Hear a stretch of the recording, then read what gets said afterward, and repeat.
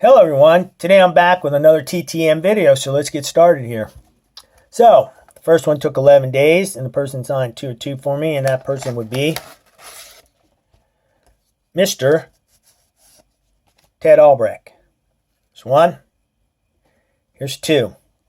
So, Mr. Ted Albrecht attended the University of California at Berkeley, where he started 33 straight games at offensive tackle. So after he was done with college, he was picked in the first round of the 1977 draft by the Bears, which he would play for 5 years. For his career, Mr. Albrecht played in 77 games, had 1 fumble recovery.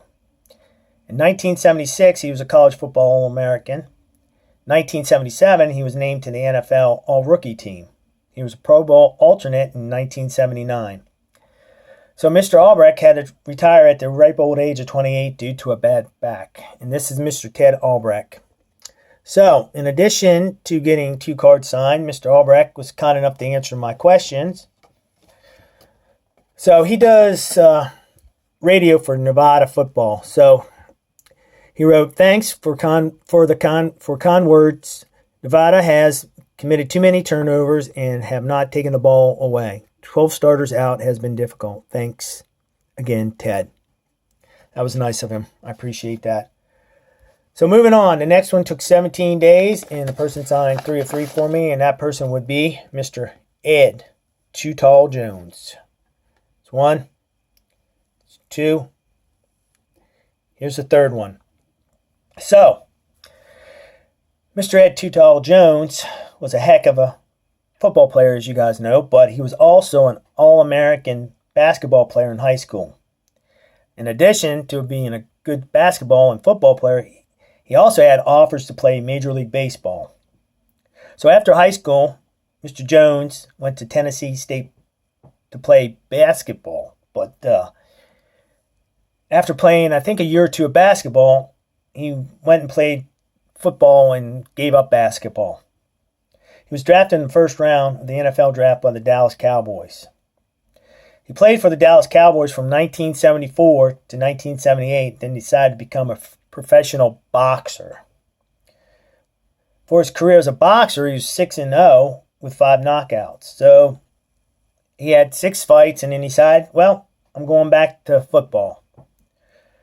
So then he went and played football again from 1980 to 1989 with the Dallas Cowboys.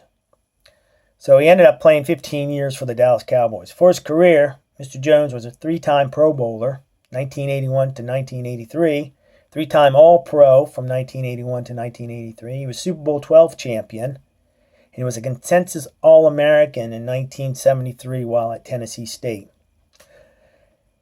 For his career, he had 57.5 sacks. But before 1982, the sack wasn't an official stat. So unofficially, he had 106 sacks for his career. He also had 19 fumble recoveries, 3 interceptions, and he has played the most games in Cowboys history with 232. This is Mr. Ed Too Tall Jones. So the next one took 37 days, and the person signed 4 of 4 for me, and that person would be Mr. Steve Grogan. It's 1. It's 2. It's 3. Here's the 4th one. So, Mr. Steve Grogan went to Kansas State University. He was drafted by the Patriots in the 5th round of the 1975 draft. He actually played 16 years for the Patriots. For his career, Mr. Grogan had 182 passing TDs with 208 interceptions for 26,886 passing yards. He had a 69.6 QB rating. In addition to passing, he was a heck of a runner too. He rushed for 2,176 yards with 35 TDs during his career. He held the record for rushing TDs with 13 until it was broken by Cam Newton in 2011 with 14. So Cam had 14 in 2011. He was a part of the Patriots team that still holds a single-season team rushing record with 3,156 yards. And this is Mr. Steve Grogan. We'll set this one down right here, and we'll get to the last but not least. This one took 41 days, and a person signed 6 of 6 for me. And that person would be Mr. Bobby Hebert. There's 1, 2, there's 3, there's 4, there's 5, and here's the 6th one. So, Mr. Bobby Hebert, he played his college football at Northwestern State. So after college, he played for the Michigan Panthers and the Oakland Invaders, as well as the Saints and Falcons during his 14-year career. He was one of the greatest quarterbacks in USFL history.